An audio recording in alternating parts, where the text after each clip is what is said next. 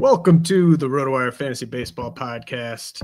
I'm your host, James Anderson. Got my friend Rob Silver, former main event overall winner and regular off-season guest on the podcast. Great to have Rob back on the show. How you doing, man? Doing well. It's earlier than previous years, which means if I make a right call, I can still point back to the episode. But if I make a bad call, hopefully everybody forgets about it before the season's over. No, it's great. I always love doing this with you, James. So excited to roll. Yeah, the earlier we do it, the more we can potentially impact ADP. We're about to mess some things up. Let's do it. So I just wanted, this is kind of my first episode of the off season, sort of really talking about kind of strategy and setting the stage for 2026 redraft leagues. Been doing a lot of kind of dynasty prospect stuff, looking back on 2025, but this is going to be kind of all strategy, all sort of breakout controversial player stuff for 2026. And Rob, I asked like kind of for any initial sort of observations you might have about the player pool for 2026. Where did you kind of want to start with that? Okay, so I'm going to take issue with your. It's good to just dive right in and go like right at your strength. It's like a war. You go right at the guy's like fortified fort. I don't know if that's how you're supposed to fight a war. So I listened to your amazing, as always, top 25 prospects for this year podcast. And I respect you so much, James, because for lots of reasons. You're a great person and a great human being. That's most important. But I respect you so much because you're such a good high stakes fantasy player. But you put it all out there. Like this is your job, obviously. But you put it out there. But when you were talking about Konnor Griffin on the top 25 prospects for this year, I felt like, and I don't want to do like James Anderson criminology kind of thing where I'm reading tea leaves and looks and feels to things. You said I'm higher on Konnor Griffin than most people. And I think you wanted to say basically he is by far the best prospect for 2025, and you guys are all crazy. And I felt like you hedged your call because I think that you kept saying through the podcast, and you're right in lots of ways. Like, boy, the FBC crowd is so sharp, and they are, of course, sharp as a crowd, and so many sharp individuals that make up the crowd. But I think you wanted to like say, I don't know why you guys are so low on Konnor Griffin. His ADP is roughly 275 right now in DCs. And it doesn't make sense to me. So Ellie De La Cruz, in his first 600 plate appearances in the major leagues, went 22, 61, 241 with a 33% strikeout rate. Konnor Griffin last year, obviously in the minors, went 21, 65, 333 with a 21.7% strikeout rate. And to me, the idea that I can get Ellie De La Cruz with like 100 points more in batting average. Now, again, obviously, just because he did it in the minors doesn't mean it translates directly to the majors, is wild. And if I had a crystal ball, I'll stop talking in a second. And I could guarantee you that Konnor Griffin is on the opening day roster for the Pirates and will be on the roster for all 6 months of this season. And the cards shall fall as they may. Where do you take Konnor Griffin today in a redraft league? Probably around like pick 70. Yeah. I took him in the 16th round of my current DC that I'm in right now as my first shortstop. So, I mean, I think you probably did read kind of into what I was saying on that pod. Like Griffin is definitely, like, I went into this current DC sort of with the idea of Griffin was going to be my first shortstop, and I was going to build that way. I think that's a perfectly viable way to build a roster if you can get Konnor Griffin. But now the problem is, I took him. I didn't take him at like his min pick, but I took him, above his sort of median ADP. And I assume everyone that kind of takes him in every draft from now until opening day, or until we find word that he's not going to make the opening day roster, I assume he's just going to keep going higher and higher and higher. So in these snake drafts, there was a nice little 2 months there where he was extremely mispriced. Yes. And I will probably talk about some other shortstop prospects here in a second who might also be a little mispriced. But now we're in that stage of the offseason, Rob, where people are going to start putting these pieces together, and then it just becomes sort of a chasing this guy up the board type of a thing between now and spring training. So like I kind of like that idea of just looking at him through sort of an Ellie De La Cruz lens of just kind of giving people a rough idea of like the tons of steals, big time physical tools. And I think the reason that it took people a while to kind of really use a top 250, top 225 pick on Griffin is just this Pirates distrust. But I think the Pirates, their inability to do things well kind of actually works in Griffin's favor just because he's so much better than all their other players. It would seem illogical for him to spend any time in the minors next year. There's a lot of complications there, but I generally agree with you. And I think you generally, you kind of read what I was saying a little deeper than I maybe said it. Yeah, and we'll get to Kevin McGonigal in a second. I just think that we will look back on this like 2 month window because like forget this podcast. I agree. Like there's going to be a drumbeat between now and March of every week. It's going to be a round higher, and people will look back saying, "Wow, that was like I've heard stories from old folks about that one year you could take Mike Trout in the 28th round, and I didn't believe it was true. And now I look back at Konnor Griffin, and maybe they were telling the truth. Like you can't compare all prospects to all prospects. This is what you do for a living. And it's not even from a real baseball perspective. I'm not saying that Konnor Griffin is going to come up and be a Hall of Fame shortstop. I have no idea who he ultimately is from a real baseball perspective. I'm just saying from a fantasy perspective, for every like, I don't know, I guess Jackson Holiday, who's like, a real nice player and still young and can develop into something. But what the hell is he for fantasy? Like we're ultimately just looking at statistics. We're looking at fungible guys who are producing statistics. It is so rare to find a guy who can do a 2060 with a good batting average. Like those guys just don't exist. They're top, not forget first round players. They're top five pick players.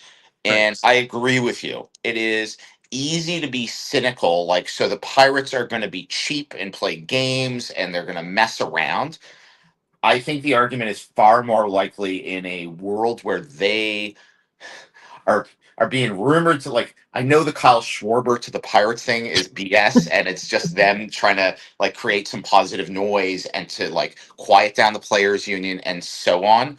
But the easiest way, the cheapest way for them to create some momentum and some excitement going into this season is to lock up Konnor Griffin for all his arbitration years, maybe buy out one free agency years, and have him and Paul Skeens like that's enough to get some bums in. See, and the crazy thing is, and you talked about this on your podcast with Eno, the Pirates have a good enough rotation. Obviously, one of the two best pitchers in the world, but they have pitching depth down. If they could somehow get a league average lineup together, Mm-hmm. forget a good lineup, just a league average lineup, then like Milwaukee obviously was a great team last year. I'm not saying that makes them better than the Brewers, but it's not. It doesn't take a crazy imagination for the Pirates to suddenly be a competitive team for a wild card spot in the National League quickly. Because I know we're going long on this. Ken McGonigal, who's going earlier, which as you mentioned on your top 25 pod, doesn't really make sense to me. I know he was like a hot at in the AFL down in Arizona.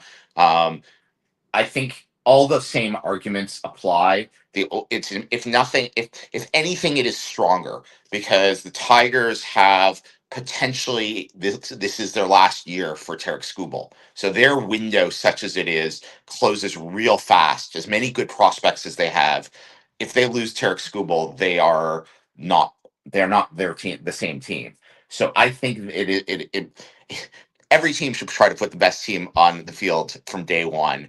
But if you're the Tigers, you need to be competitive right now because this window could close real fast. And I think it's weird to, I don't know how they make the argument that he does not make that team better. So I think you're going to see a season McGonagall. I just don't know from a fantasy perspective that his ceiling is anything close to Konnor Griffin in terms of just running up SGPs and roto dollars. Like he's a real good player. If you happen to be in a DC and like me started Konnor Griffin and then took Kevin McGonigal as your middle infielder, it's crazy risk. But here's the thing, James, you can get so many like just mid like plumber guys who can fit in at middle infield in rounds 23 to like 30 that if you miss on one, go read James's article or listen to the podcast. There are also 7 other good shortstops who are going to have jobs. One on Seattle, one on Philadelphia. You talked about on launch angle. Like there's a lot of other guys. And on the one hand, it's like, well, that's crazy, Rob. You're saying you should draft in a redraft league like 3 rookie shortstops. I think like 2.5 of them could hit and work out. So I just think there's a lot this year. Yeah, no, absolutely. And you alluded to Cole Emerson, Aiden Miller. In the draft I'm in right now, I wanted to get Aiden Miller in the 25th round.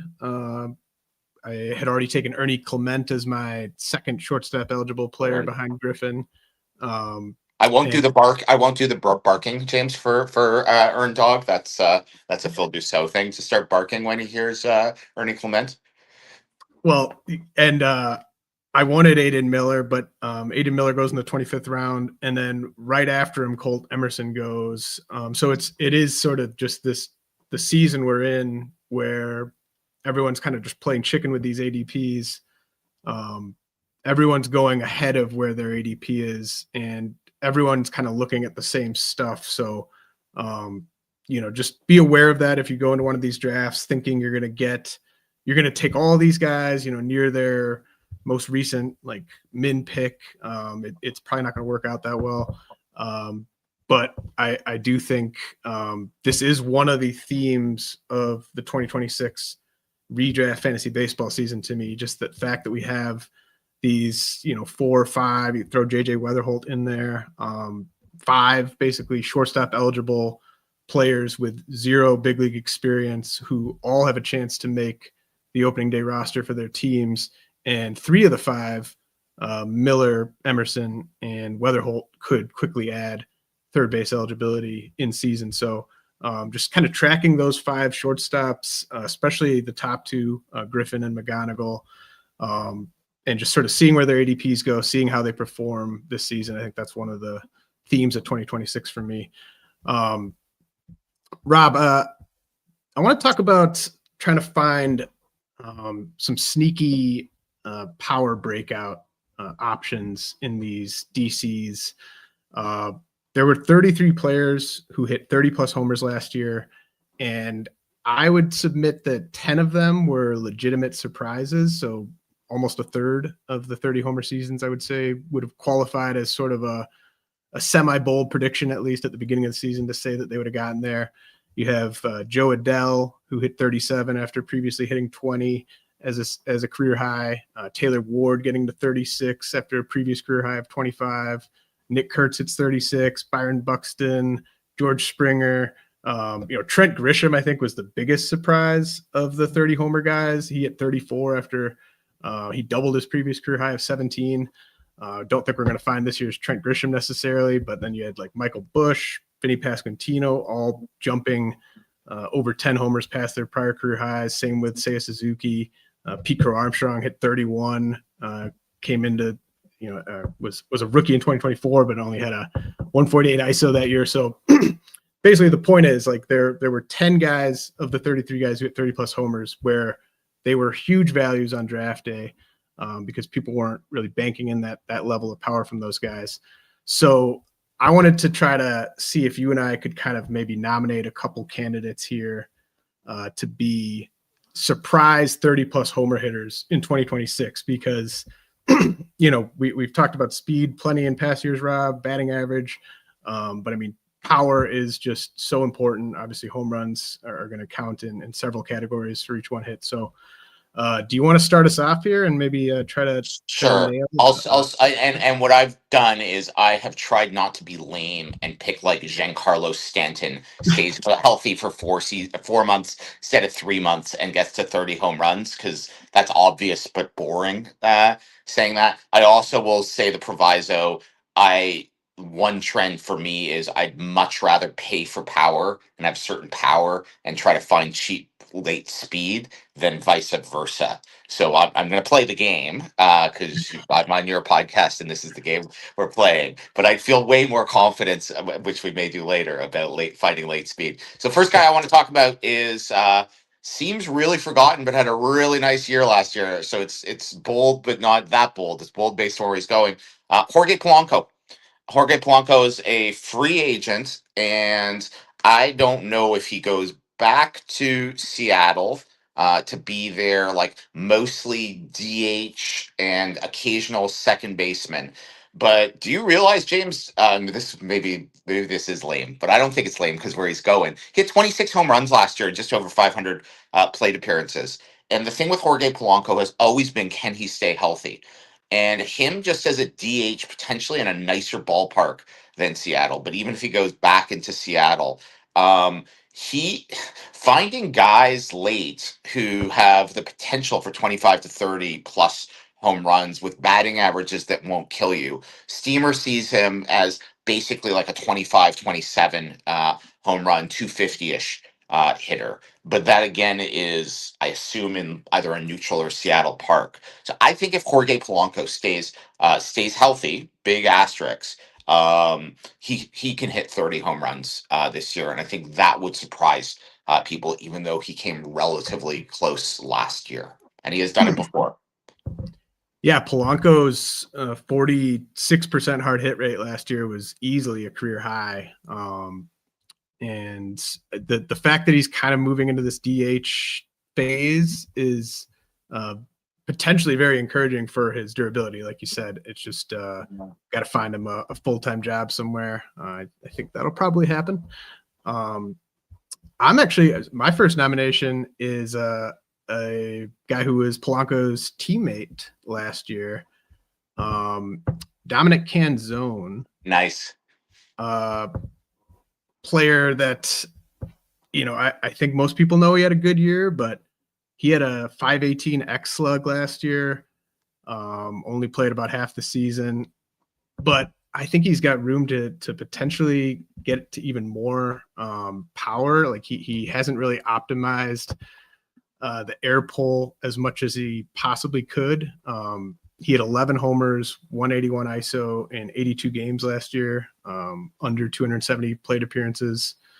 I think, Steamer's got him for like that same level of playing time again, right? Like basically half a season's worth of at bats. Depth charts has him for 420 plate appearances. He actually had a 113 WRC plus against lefties last year, and I think the Mariners are just really lacking compelling short side platoon options. So I think Canzone's going to play every day to start the year, and I think he should hit roughly fifth in that lineup. And I'm not going to project him for 30 plus homers, but I don't think I'd be too surprised if he got there. I'd probably project him for over 20 and a pretty good batting average. Love Canzone, and you can get him at a time in DCs right now in draft champion drafts where it's really a lot of pure platoon bats. And I don't know about you, there's some fantasy players who are really good at maximizing platoon guys, and they're like on top of it, and will swap guys in and out and put together like a Frankenstein type of guy. I know I suck at that, and I try to avoid taking those like true platoon mostly left-handed bats. So at a time when it's mostly those guys who are available, Canzone is still available, and he at least has a path towards a full-time job if he can stay healthy. So I love that pick. So one of the guys who did it last year was Byron Buxton. And if you Yep. told people last year at this time, like, I'm all over Byron Buxton, you'd get the eye roll and saying, like, yeah, no, he'll hit 330 home runs over the next 3 seasons because Byron Buxton just can't stay healthy. Love him when he's playing, but he will never stay healthy. Byron Buxton is a broken player, and it's amazing how perception about that, especially amongst hitters, can change very quickly. Brandon Nimmo used to be an always injured player. Now he's played all the time. Yeah, Aaron Judge, there was a time that he was just couldn't stay healthy. So things can change. So the guy that I'm going to say is my second one, to be even a little bit more bold than Polanco, is Byron Buxton's teammate Royce Lewis stays healthy, and Royce Lewis has finally kind of just achieves what we thought was inevitable for a top whatever. How I don't know how high he got ever on your overall list, but a prestige prospect. And the one thing we just really need from Royce Lewis is health. Do I have any actual arguments about why 2026 will be different than 2025 or 2024 or 2023? No, the new manager talked to him and said, "Hey, buddy, it would be helpful if you could stay healthy."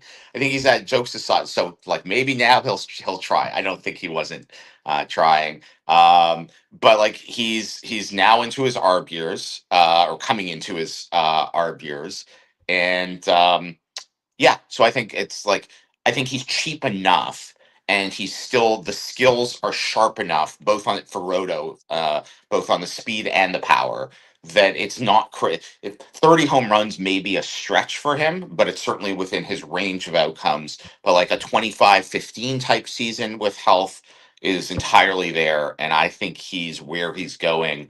If you can get that from your third baseman, especially in a DC where you can backfill if and when he's injured. I think he's a nice risk, and I'm calling him for 30 home runs this year. Yeah, he was someone I was going to bring up if you didn't. So I'm glad. Jeez, we didn't even consult on this. That's wild. I'm glad you mentioned him. I think I'm back in. I think the price is right, like you said. He's going just inside the top 200. Polanco, who you mentioned earlier, going around 250. Canzone going around 350. But yeah, Lewis, at least he was running towards the end of the year. He wasn't running early in the year, and he finished the year healthy. Like that's kind of what worked for Buxton last year. Is he actually got like an off season where he wasn't rehabbing anything, and I know there were like stories in the local Minnesota papers and stuff about the Twins were working with him all off season and taking advantage of the fact he was healthy all off season. So maybe Lewis can kind of benefit from just that having a normal off season. But yeah, I think the price is great on Lewis. I'm going to nominate, let's see. I have a couple more like unproven guys, but I want to actually throw out another third baseman who has hit 30 plus homers 4 times in his career, but he's been under 20 each of the last 2 years, and that's Max Muncy. Oh, very nice. He's, I actually think Muncy had under the hood, it was one of his better years last year. I think he was, maybe even better than the 243, 376, 470 slash line. He hit 19 homers in 100 games. Did Muncy? He'll sit against some lefties, but not all lefties. And career high hard hit rate for Muncy last year. 13.6% barrel rate. So you're betting on him playing more games than he's played since 2023. But he was playing 135 plus games pretty consistently prior to 2024. So Muncy right now going around pick 260, which I think is a really nice value. My fellow Canadian Joe has been hitting all over Muncy, and he pointed out that Muncy got glasses at the end of April of last year, and it turns out being able to see helps with making contact. I don't know if some of your scouting contacts, James, agree with that. Maybe it's a controversial take, but from May 1st until the end of the year, Max Muncy had the 8th best WRC plus in baseball, And the Dodgers on the platoon question. So, like, that could also be random noise. Like, man gets glasses, does better. Also, could be like he's a good hitter and random stuff happens. Um, the Dodgers with the platoons go through these like phases. Sometimes their bench is super structured and deep and they're well aligned. And sometimes they have like one of Friedman's like basketball buddies from the local Y as their like backup infielder, and they have no real options to platoon. So it'll be interesting who else they bring in. He's not young. And with the Dodgers, I don't mean that as he's like hitting the cliff. Springer showed this year you can be old and have a great year. But much like with their pitchers, my guess is they'd rather him not play 155 games and be like fresh and healthy for an entire season because they're the Dodgers and they may be playing deep into October. I think it's a great. He's really cheap. Like in the drafts, I don't know where he's going exactly in DCs, but he's very available. So I think it's a good pick. Yeah, Muncy, like in the last 11 DCs, he's going around pick 260. Yeah. And it's just tough to find guys in that range that are like, and you don't, and like depth charts has him for 110 games. Like, I think you can bump him to like 130. Like you don't have to project him out to like 150 games to make this a really nice value. I don't think. Okay, I got one more, and Okay. he's my Jo Adell comp for this year, and I worry that you're going to mock me about this one, I James, think I know where you're going. I think I know where because you're going. I make all the jokes about how like he's a great stash if you have a Japanese league dynasty league, because that's where I think he may be playing next year, but he also may hit 30 home runs this year. And that's of course Jordan Walker with Yep. St. Louis Cardinals. Robert Orr has a great website where he has this proprietary metric Seeger, but he has like it's a very easy way to see percentiles in like 90th percentile, exit velocity, pulled fastball percentage, and so on.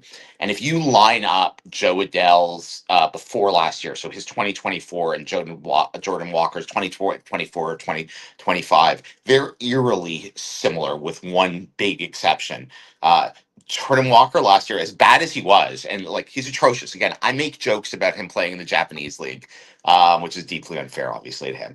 99th percentile and 90th percentile, 90th exit velocity. His 99th percentile max exit velocity. 93rd percentile on Seager, which is kind of a catch-all of like quality of contact and hitting prowess. 82nd percentile on selectivity. 85th percentile at hittable pitch takes. Like there's a lot of elite stuff still there for Jordan Walker. You can't talk about Jordan Walker without talking about his age. He's finished his age 23 season. Like if he had never debuted in the majors right now, you wouldn't say he's a young prospect, but you wouldn't say like, boy, like how's 27-year-old Jordan Walker still in AAA? Like he'd be a prospect still if he had never played there.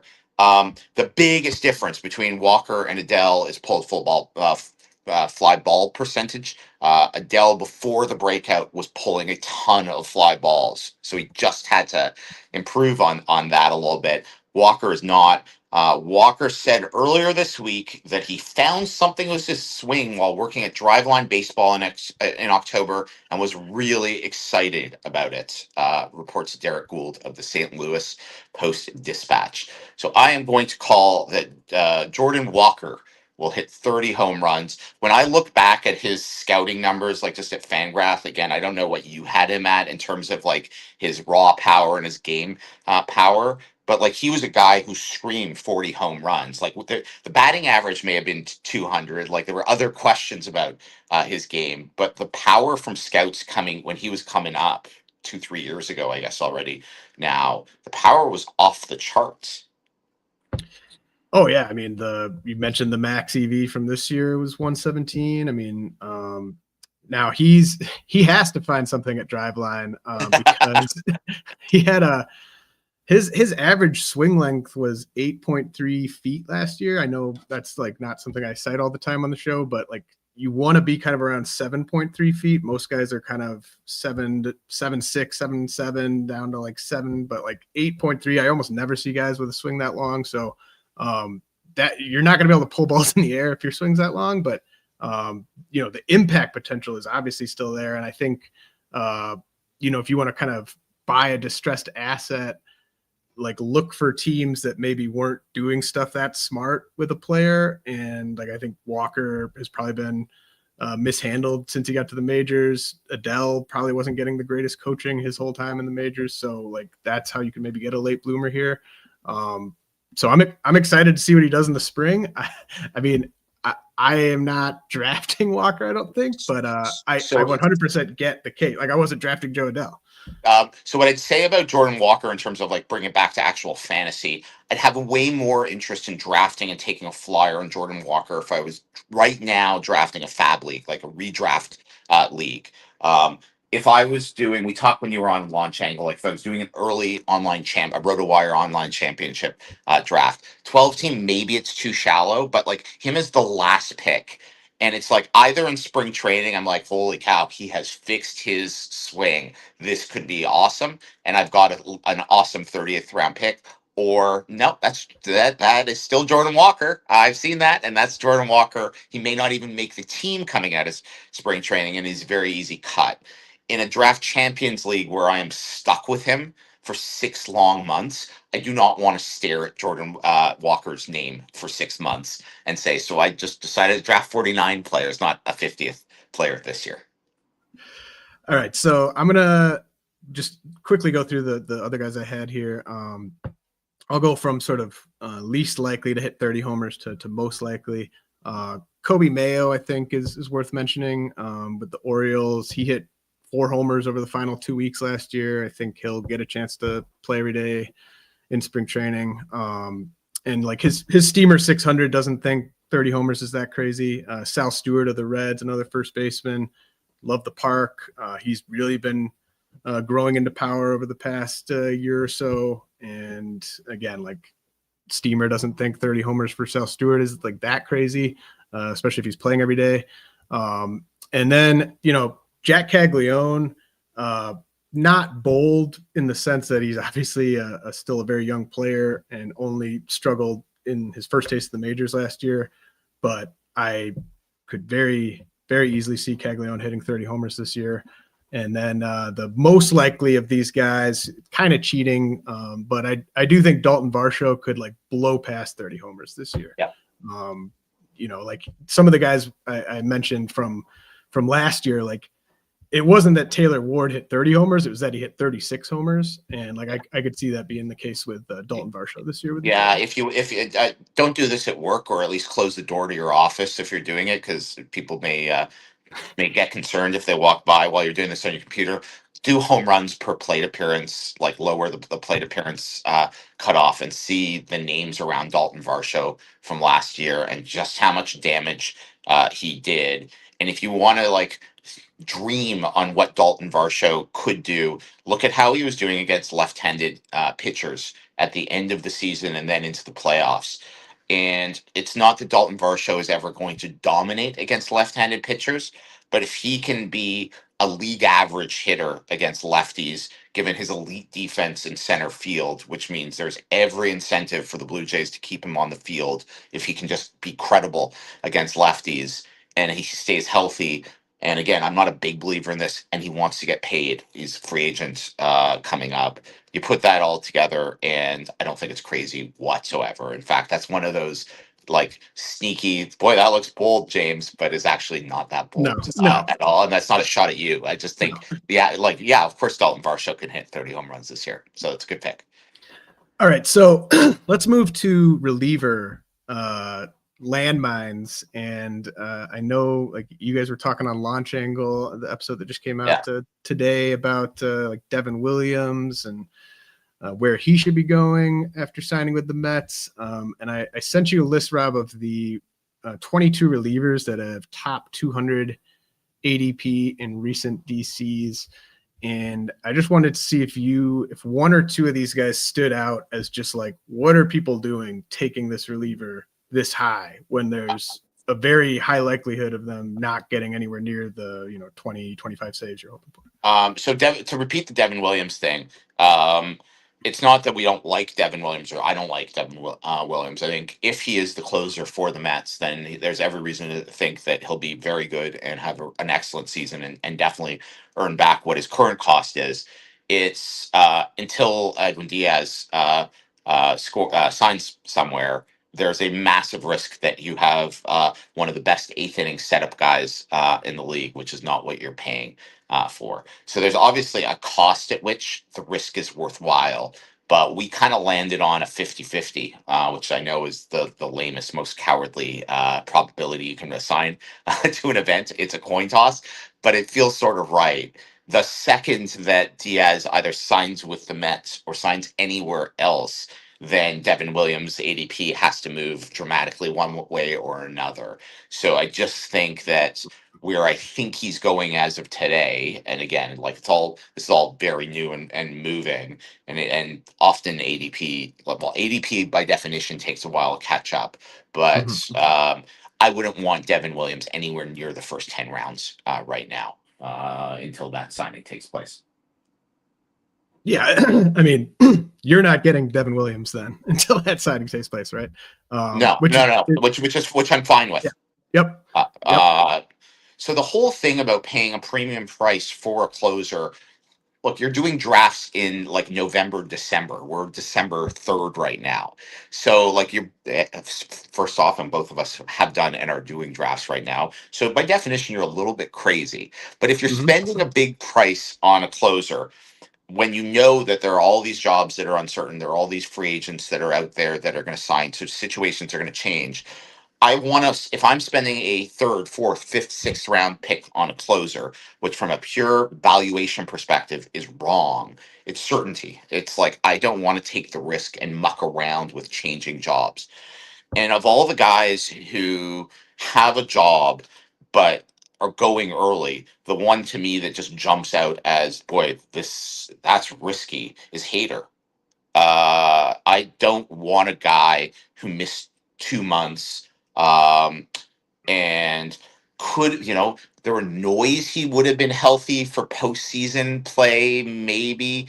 But like that he is healthy, that he will stay healthy, and that he will be effective. Like it's possible all those happen, but at the price that he's going, it's not going to be on my team. There are other guys going right around him that will allow me to sleep confidently that I have my first closer, capital C, right in 30 saves on my team. And if I'm going to use that premium pick, that's what I'm paying for. Yeah, he is. I mean, I can't really say Hader's full price, like capital F, capital P, but he's going in the 60s. He's going in the fifth round. I mean, he'd probably be going in the third round if he was like fully healthy, but which means he's going in the fourth round in lots of drafts. And that's premium closer. And give me like I could list 8 guys going after him that I would just feel better at. I love Hader, like healthy Hader's. Everybody knows how awesome he is. He missed 2 months, and it wasn't 2 months with a sprained ankle. So like that's not something I'm going to do. Okay, so the one I'm glad you took a high guy because that's always more fun. But I'm going to take kind of a lower guy. But Will Vest of the Tigers going at 169. Like I would take the field over Will Vest to lead the Tigers in saves. Ooh. 2026. Like, I mean, like the field could include someone who's not on the roster. Like Kyle Finnegan could easily come back and be the closer all year. And I just don't get the sense, like, I don't get the sense the Tigers are looking at Will Vest as like, all right, we got the 9th inning taken care of. Like, let's address our other issues here. Like, I think they view Will Vest as a good reliever, capable of getting late inning outs, and they'd probably like to upgrade over him. So I know you're not using as premium of a pick on Will Vest if you're taking him. His ADP is roughly around 170 right now, but that's still, you can get really good players, position players, starters. I mean, you could take Konnor Griffin over Will Vest at pick 170, and I would feel much better about that. So Yeah, I think that's the one that stood out to me. It's interesting, like as somebody who had Kyle Finnegan last year after he got traded to Detroit, between the trade and him getting hurt, it was basically 2-1. But you could tell that Finnegan was like the one that they actually really wanted to use. It was just back to back days, and it was like some matchups. But yeah, that's interesting. They had Vest having a good season, and they decided to trade for a guy. There was nothing wrong, and wasn't surprising that the Tigers, who were headed to the playoffs, wanted another kind of late inning, high leverage arm. But they clearly wanted another guy to push Vest. And sometimes I think when teams kind of show you what they think, you should just believe them. Yeah, and they were able to kind of unlock another level for Finnegan after getting their Finnegan was hands. really good. The other guy, if you're shopping for late closers, who I don't know that people who didn't have him realize how good he was Jose Ferrer on Washington. And Washington has a new manager, so there's always risk the new manager comes in and wants to do things differently. He's a guy that comes from Tampa, so maybe he's gonna do the like 17 different guys are gonna get 3 saves each kind of thing. But Jose Ferrer was also really good. So if you're in a DC and you're like, holy cow, I'm really whiffed on late saves, and I don't want to just take darts on guys who like I don't know how they become the saver but have skills. Jose Ferrer is quite cheap in drafts, and I think he's a guy who like I have 80% confidence will be a closer, and I think he showed he actually is good enough to hold the job for much of a season. Yeah, Ferrer is going outside the top 200, so he wasn't on the list I sent you. No. I just throw that out as like an FYI. Yeah, I think like he's going right by Ryan Walker. I think it's more likely that Ferrer gets the Nationals closer job to start the year than Walker is the Giants closer to start the year. Yeah. So, okay, Rob, we've talked a lot on the show in past years about your Miles Straws of the world. We talked last year about Chandler Simpson. Just these guys where the main reason they're getting drafted, where they're getting drafted, is the speed. One of these guys brings a little bit more to the table, but I sorted basically by steamer in terms of which guys are providing the most stolen base value. And I wanted to see if any of these ADPs appealed to you. So we've got in the 10th round, Chandler Simpson and Jakob Marsee. Marsee of the Marlins, obviously, Simpson with the Rays. And then in the 17th round, we've got Jose Caballero of the Yankees. And in the 24th round, we got Victor Scott of the Cardinals. And I think all these guys are projected to steal over 30 bases. They could steal well over 30 bases if they get the playing time. So what do you think about these prices for these, speed centric guys? Obviously, Marsee brings a bit more than just speed to the table. Yeah, I would argue that so does Chandler Simpson. Chandler Simpson is like Luis Arias with speed. And that may not be your jam because he has no power whatsoever. But people, it bugs me, not you, but when people say Chandler Simpson is a one category guy. He's not a one category guy. He's a 2.5 category guy. He's going to be league average in runs. He's going to be very elite in stolen bases, and he's going to be very elite in batting average. He's going to be as negative as you can go in home runs, and his RBIs are obviously going to be a negative for your team. But we never say about power guys who have like mid batting average and no speed, oh, he's just a one category guy. Like for whatever reason, with this category, we label him as a one category guy. And some speed guys truly are one category guys, obviously. So I'm not saying it across the board, but Chandler Simpson, like him winning a batting title this year wouldn't be shocking. The risk for Chandler Simpson at his price is he really needs to play almost every single day and lead off for at least half the games or a big chunk of the games.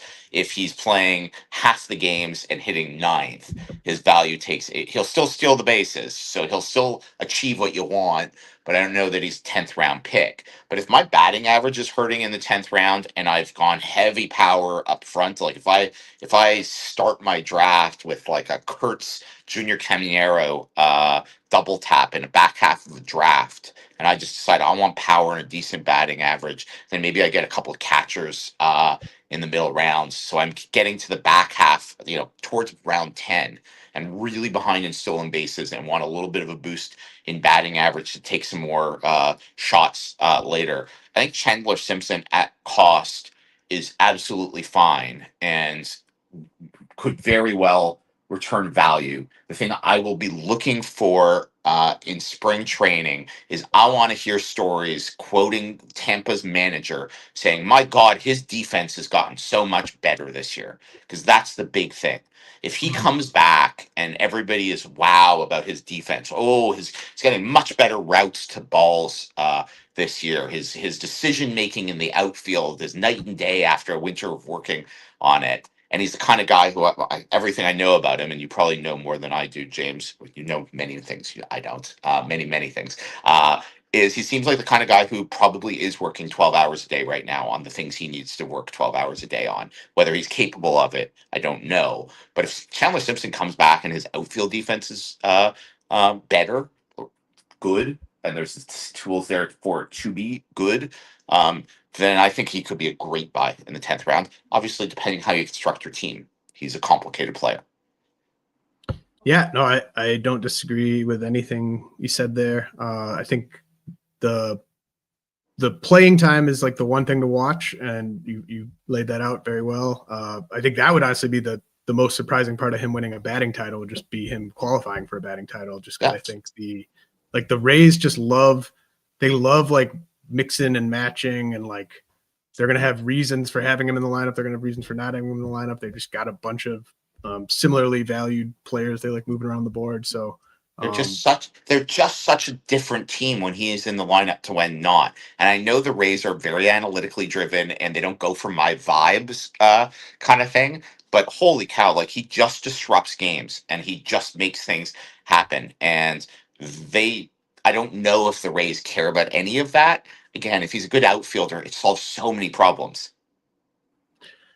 Right. I mean, it's just that's the thing that it almost comes back to the defense with these guys. Like when we're just talking about like the playing time aspect is like you just always got to bring up how good these guys are in the field, because it's really when you're not bringing any power to the table, like you have to be pretty good at everything else, or most 100%. things. So yeah, I think Simpson is definitely interesting in the 10th round. Jakob Marsee, I don't like the fact that he's good enough to go in the 10th round, because I severely underrated him as a prospect, but I don't really see any issue with it. And actually, every time I'm doing, like, I won't call them deep dives, but sort of like halfway deep dives on players this time of year, like a lot of the Marlins kind of pop for me. I've really been liking a lot of the Marlins hitters and what they could bring to the table. And yeah, I mean, Victor Scott could easily open the year in the minors or not have a job. And Caballero, I think, is pretty self-explanatory. He's got 4 positions of eligibility and always steals 30 plus bases, and that's pretty much what you're drafting. Can I throw one more guy on this list who last year at this time we would have been all over and all excited about because he had an awesome September. He obviously had a very down year last year, which means his cost is way down, but I think he's the same guy, and that's Victor Robles on the Mariners. And he's just been forgotten about. And I sort of want to give him a pass on last year. You can't, like, it happens. But I don't know that he's any different from the guy that we were all excited about 12 months ago. And by all excited, I'm not saying everybody was excited, but there was a bunch of buzz about Victor Robles at this time last year. And he would have almost certainly have been on a list like this from Steamer, like just who are the guys with potential jobs with stolen bases. And I look at that Mariners team, and on the one hand, they're you know, they were literally one George Springer swing away from going to the World Series themselves last year. They're obviously intent to be competitive again in their division. They probably should be. They do have some depth in the outfield, but I think Victor Robles at least having like a 450, 500 plate appearance type season is with health entirely in the cards. And I think he can have almost as good a season as a lot of these guys with maybe a little bit more power if that actually comes to pass. Yeah, no, I totally agree. I'd give him pretty close to like a lost season for last year. Just, he dislocates his shoulder, I think, like right away, and just is trying to rush back for the team and everything. So, and just kind of uncharacteristic, some uncharacteristic stuff from him, and just in terms of his swing decisions and stuff. So, I'm willing to give Robles a mulligan as well. All right, Rob, this is the part of the show that I think everyone tuned in for. It's time for it's time for Rob. Every year you come on and you give me a hitting prospect, usually who you think is underrated by everyone, including myself. And you've had a pretty good track record with this. Jeremy Pena, Michael Garcia, I believe. Yeah. Who's It's a bit early. I know who you're going to say, and I just want to say that like you told me ahead of time, and I just drafted this player for 470th overall in my DC just because I wanted him, and this was going to be my only chance to get him before I published this episode. So, so I'm as I said to James, I'm cheating this year. So he is like 22 years old. He is going outside the top 450 because there's a lot of guys on James's top 25 prospects for this year who I like, but that's boring and cheating.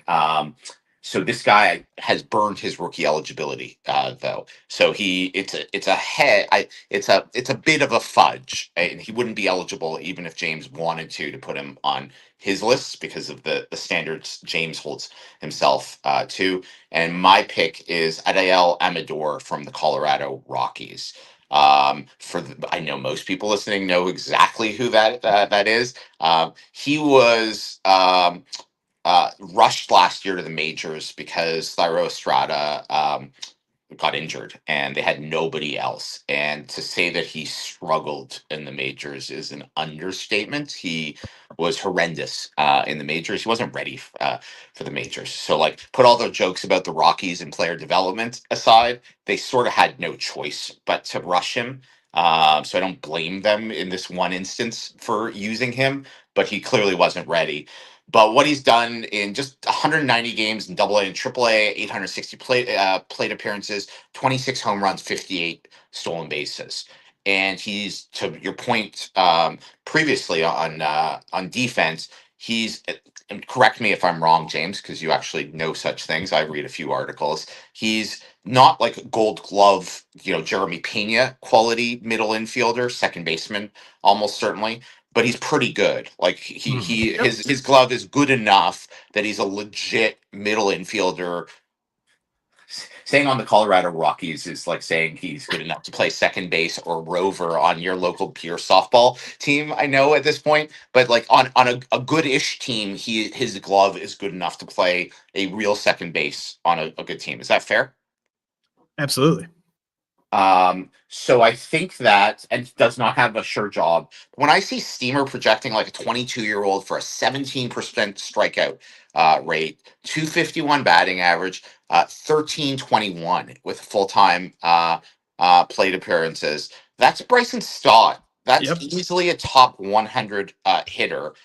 And you still have Coors, Summer and Coors.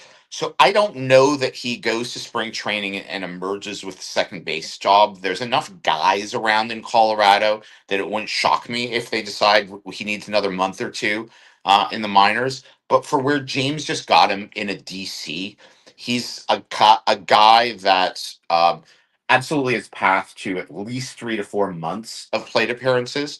And I think it's a nice mix of power, speed, and decent batting average, just as your middle infielders are starting to get hurt and you're moving guys around and your rookie shortstop, you can move to third base and you need a middle infielder to backfill him. he's cheap enough with enough upside that when you're taking just the most random backup infielder that you know is crap and he's just a guy who happens to be a guy, I think Adell Amador has more upside than those players and makes him an interesting rookie sleeper who's not actually a rookie anymore.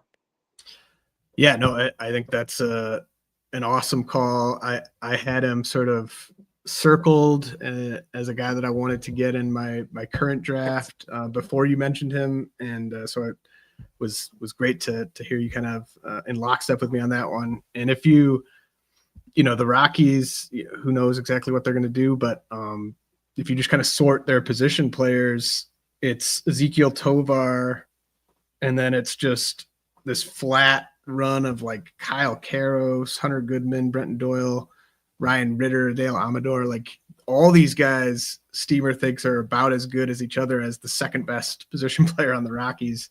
So like Amador a year and a half ago for sure, definitely 2 years ago, but maybe even like a year ago, I think everyone kind of assumed that it was going to be Tovar and Amador in the middle infield for the Rockies, like long term.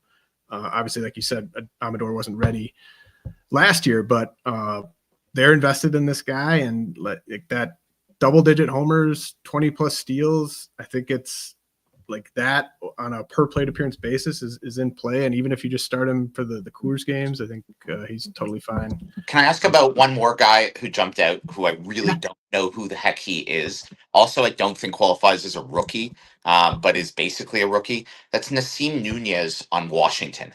Uh-huh. So his Steamer 600 is 9 homers, 47 stolen bases. In 1,800 minor league plate appearances, he only has 9 home runs. So I'm not sure where Steamer gets 9. He does not look like a guy who could possibly hit 9 home runs in one season, even with 600 plate appearances in the majors. But he has 219 stolen bases. So clearly elite stolen base skills, and he looks like he is very good defensively. Like I watched some videos, and there were some plays in the majors for Washington last year where Nunez was ranging, and like Washington, like he's a high energy guy. And Fangraphs at least currently has Nasim Nunez as the starting second baseman for your Washington Nationals. Who the heck is Nasim Nunez, James? Yeah, he's just this like all speed and defense shortstop. I'm sure he was ranked in the Marlins top 20 by me back in the day. I don't think he was ever on the top 400. But he's like he was a legitimate, I was a second round pick in 2019. So like he was a legitimate prospect and Rule 5 pick. And it's not that exciting. Like if I'm a Nationals fan and it's like, wow, like they might be playing Nunez every day. Cause I would take the under on 5 homers from him. Like, but I almost threw him into that discussion we had about the speed guys. But he was going even later. But yeah, I mean, he's interesting. Like, I have no idea what the Nationals are going to do. I'm kind of intrigued at just kind of investing in some Nationals just because I think they were just doing things so kind of archaically prior to this upcoming season. And it's a testament to Luis Garcia's defense at second base that second base is open. Because he's basically a first baseman now. But yeah, no, I'm glad you mentioned Nunez. When I took Nasim Nunez in the first DC that I did, I don't know that I was the first person who took him, but I was certainly like the min only, and it wasn't early. It's not like I was jumping and excited about Nasim Nunez, but like I'm like he has a job according to Fangraphs, and if he plays will steal like 30 plus bases and in rounds like 44 or whatever. That's a combination of just playing at that point is something. Absolutely, man. Well, this has been great. You wanna say anything about the Jays, or should we just wrap it here? Yeah, I think the Jays are really all in, and they're not done. The one thing I'd say is Hoffman is falling in drafts, and I think that, and there was the comment of maybe he won't be the closer, maybe he won't have the ninth. I think there are two pitchers who jump over Hoffman and get the ninth. And if they don't get Suarez or Diaz, like I don't think Pete Fairbanks, I think maybe gets 7 to 10 saves over Hoffman. But I actually think there's a small window where Hoffman is a nice buy, acknowledging much like Devin Williams, there's a much low. I think there's a 20%, 15, 20. I can't say that there's a 50% chance the Mets sign Diaz and say there's a 50% chance that the Jays sign one of Suarez or Diaz. The math doesn't math at that point. I think there's probably a 20 to 25% chance that the Jays bring in somebody to be the big C closer over Hoffman. And as rough as Hoffman was for stretches last year, he was also great for stretches last year. So I think there is a very small window in fantasy where there's that uncertainty, and I think the real time to buy is as soon as Diaz and Suarez have signed. If it's not with the Jays, I think the market will still be like, yeah, but there is Fairbanks still out there, and there is Pagan out there, and those. If those maybe the Jays will. I think they are at that point more likely to bring in a Keller or a Weaver as another arm in the seventh, eighth kind of mix than somebody to replace Hoffman. That's my gut. And they will either sign Bo Bichette or Tucker. My son, who just got home from school, is probably wanting to yell right now. They're going to sign both of them, and maybe because Rogers has money and they can. But I think they'll sign one more of those guys and feel pretty good of going into the season. Hey, kids can dream. I mean, if George started talking right now, he'd be talking about Alejandro Kirk's MVP season. I didn't tell him the hatred you brought for Alejandro Kirk when you were on the launch ankle a few weeks ago. Oh What man, did yeah, say? I eviscerated Alejandro Kirk. You'll have to go back and check that launch angle pod out. Great stuff, Rob, man. I always love talking with you, and looking forward to seeing you in Vegas, man. For sure. All right. That's the great Rob Silver, and I'll be back with another episode next